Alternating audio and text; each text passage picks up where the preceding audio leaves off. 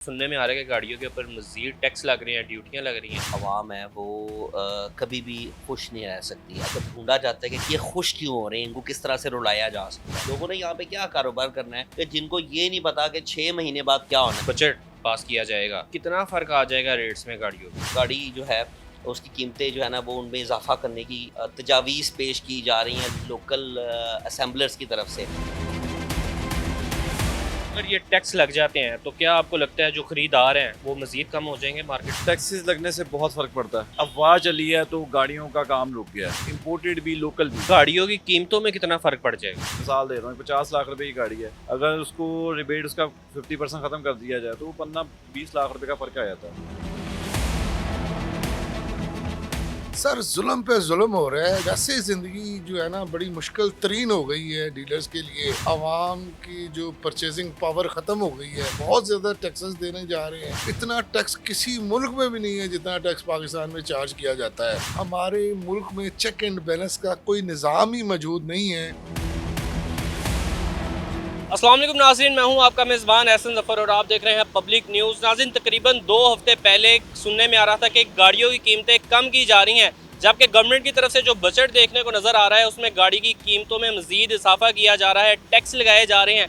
क्या गाड़ियाँ मज़ीद महंगी हो जाएंगी? तमाम तर बातें जानते हैं शोरूम मालकान से और कार एक्सपर्ट से।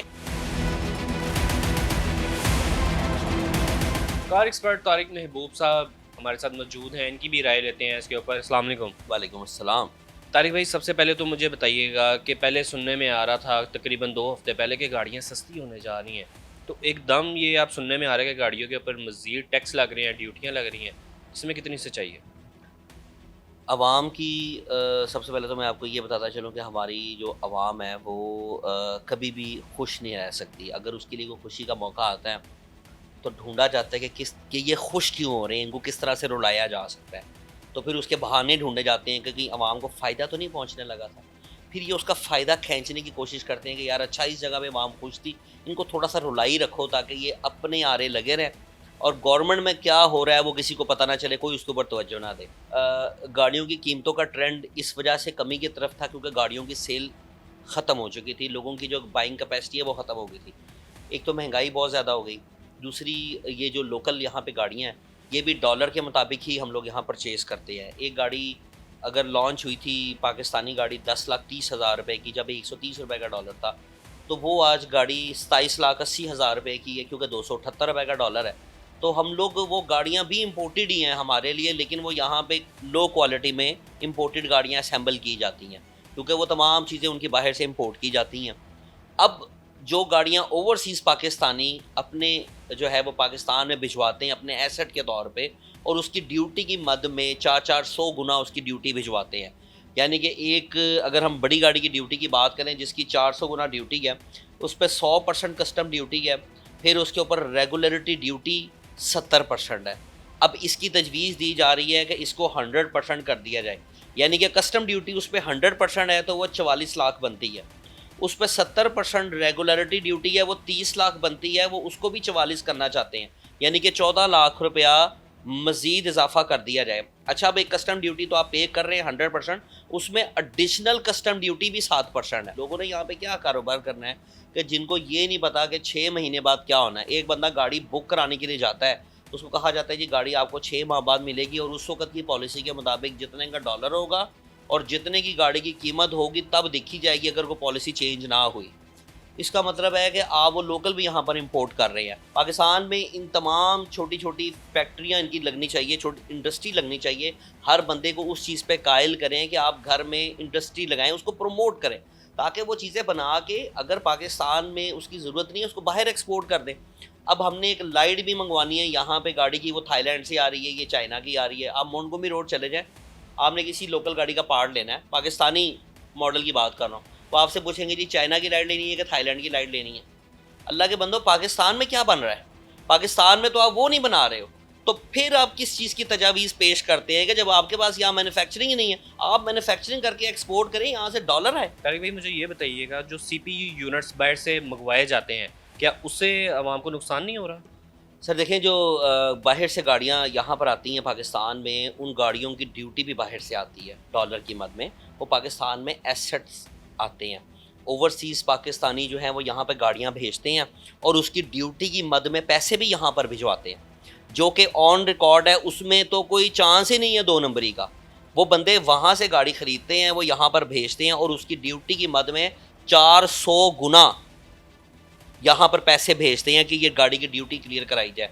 जबकि मैं लोकल एक इंटरव्यू में देख रहा था, उसमें एक साहब बता रहे थे कि 2 करोड़ 20 लाख की गाड़ी में हम 1 करोड़ रुपया टैक्स दे रहे हैं, जिसमें वो एक्साइज़ की रजिस्ट्रेशन का 25 लाख रुपया भी डाल रहे थे। यानी कि वो 2 करोड़ की गाड़ी को 25 लाख रुपए में यहाँ रजिस्टर्ड किया जाता है, वो एक्साइज़ वालों को पैसे जा रहे हैं। उन्होंने वो भी बीच में डाल दिया कि जी हम उसमें 25 लाख रुपया जो है वो टैक्स भी दे रहे हैं। उसके बाद वो नहीं उन्होंने बताया कि एक्साइज़ के पैसे भी डाल दिए रजिस्ट्रेशन के। उसके बाद जो उसकी इंपोर्ट करने के दौरान जो उसके पार्ट्स को अलग-अलग इंपोर्ट किया है, उसके ऊपर जो ड्यूटी पे की है उसको भी उन्होंने शामिल किया है। अच्छा मुझे बताएं, ये जो बजट पास किया जाएगा तो इसमें कितना फ़र्क आ जाएगा रेट्स में गाड़ियों के?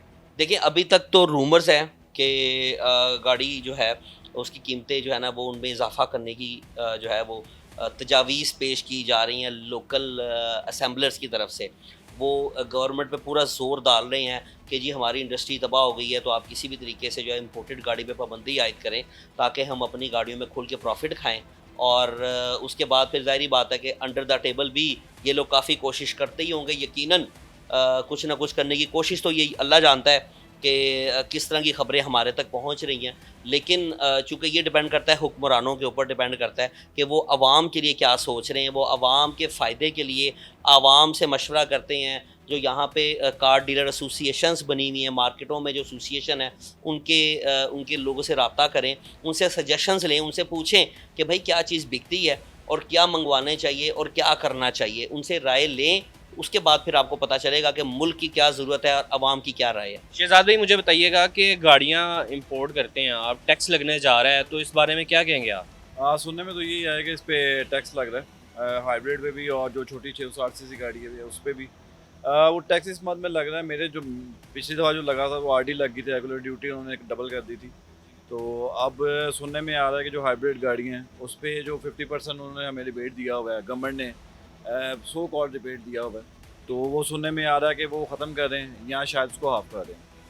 उससे गाड़ियों की कीमतों में कितना फ़र्क पड़ जाएगा? देखने का 50% जो रिबेट दिया हुआ है, मिसाल के तौर पे एक गाड़ी, मिसाल दे रहा हूँ, 50 लाख रुपए की गाड़ी है, अगर उसको रिबेट उसका 50% ख़त्म कर दिया जाए तो वो 15-20 लाख रुपए का फ़र्क आ जाता है। अगर 50% भी करते हैं, मतलब 50% का हाफ 25% भी कर देते हैं, फिर भी काफ़ी फ़र्क पड़ रहा है। शहजाद मुझे बताइएगा गवर्नमेंट से क्या मुतालबा है जो गाड़ियों पर टैक्स लग रहे हैं इस हवाले से? गवर्नमेंट से हम क्या मुतालबा करें, सबसे मेन जो यही है कि जो उसकी ड्यूटीज़ हमारी मतलब जो सेटल्ड हैं, मतलब वो कोई किसी भी मतलब ड्यूटी आरडी लग रही है नहीं लग रही, 50% रिबेट मिल रही है नहीं मिल रही, वो कम से कम कंटिन्यूसली रहे। हमारे यहाँ मसला ये होता है कि हम आज गाड़ी इंपोर्ट करते हैं, पोर्ट पे लगती है, तब तक कोई नया कानून निकला होता है। असल प्रॉब्लम ये है। अगर ये टैक्स लग जाते हैं तो क्या आपको लगता है जो ख़रीदार हैं वो मज़ीद कम हो जाएंगे मार्केट में? टैक्सेस लगने से बहुत फ़र्क पड़ता है। ठीक है, अभी अफवाह चली है तो गाड़ियों का काम रुक गया है, इम्पोर्टेड भी लोकल भी, मतलब मार्केट पे अच्छा वाला इफेक्ट आया, अभी सिर्फ अफवाह चली है। कुछ हफ्ते पहले ये भी सुनने में आ रहा था कि गाड़ियाँ सस्ती हो रही हैं, तो वहाँ में एक तो खुशी की लहर दौड़ पड़ी थी। तो इसमें अब गाड़ियाँ महंगी हो रही हैं, इस पर क्या कहेंगे आप? जो गाड़ियाँ सस्ती हुई थी, लोकल मैन्युफैक्चरिंग जितनी भी गाड़ियाँ थी वो उसमें वो प्राइजेज रिड्यूस कर रहे थे, और मेरा नहीं ख्याल कि अभी तक कोई फ़र्क पड़ा है मार्केट में कि जी प्राइस रिड्यूस हुई है, कम हुई हैं और मार्केट में कोई हलचल पड़ी है। All Pakistan car dealer association के पंजाब के सदर शुएब खान साहब हमारे साथ मौजूद हैं। इनसे बात करते हैं जो टैक्स लग रहे हैं इस हवाले से इनकी क्या राय है। शुएब साहब मुझे बताइएगा जो टैक्स लग रहे हैं इसके ऊपर आपकी क्या राय है? सर जुल्म पे जुल्म हो रहा है, जो नए टैक्स लगा रहे हैं, और ये हम सुनने को ये आ रहा है कि वैसे ज़िंदगी जो है ना बड़ी मुश्किल तरीन हो गई है डीलर्स के लिए, और आवाम की जो परचेजिंग पावर ख़त्म हो गई है, ना होने के बराबर हो गई है। उसकी वजह ये है कि बहुत ज़्यादा टैक्सेस दिए जा रहे हैं। पाकिस्तान को अगर मुआवजा करें आप दूसरे मुल्कों से, तो इतना टैक्स किसी मुल्क में भी नहीं है जितना टैक्स पाकिस्तान में चार्ज किया जाता है। जो मैन्युफैक्चरर्स हैं उनकी भी मनमानियाँ हैं। उन्होंने पूरी इंडस्ट्री जो है पाकिस्तान में नहीं लगाई, जिसकी वजह से वो गाड़ियाँ महंगी हो जाती हैं डॉलर की वजह से, कि डॉलर जब ऊपर जाता है तो गाड़ियाँ ऊपर चली जाती हैं। हमारे मुल्क में चेक एंड बैलेंस का कोई निज़ाम ही मौजूद नहीं है। जो हमारे साथ जुल्म और ज़्यादती हो रही है, कोई देखने वाला नहीं है।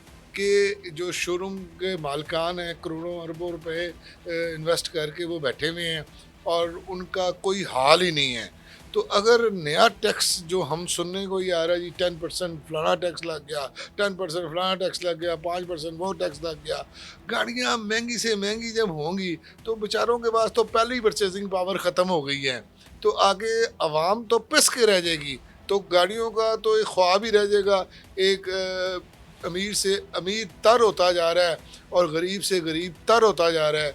तो ना मिडल मैन जो थे वो तो बेचारे क्रश कर गए हैं और जो गरीब थे वो तो बिल्कुल या वो बिजली का बिल दें या अपनी खुराक खाएं या अपने बच्चों को तालीम दें, उनकी सारी ज़िंदगी का निज़ाम ही दरम बरम हो गया है। जिस तरह हमारे हर शोरूम पे 4, 5, 6 मुलाजिम होते थे, अब मुलाजिमों को हम छुट्टी देंगे या 2-2 मुलाजिम रखेंगे तो उनके 4 मुलाजिम जो निकाले हैं उनके घर वालों तो बेरोज़गार हो गए।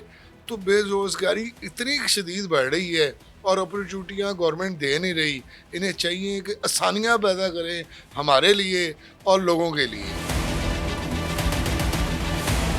जी नाज़रीन, आपने शोरूम मालकान और कार एक्सपर्ट्स की राय जानी, उनका क्या कहना था। आप भी अपनी राय दें, नीचे दिए कमेंट सेक्शन में। इसके साथ ही अपने मेज़बान एहसन ज़फ़र को दें इजाज़त। अल्लाह हाफ़िज़।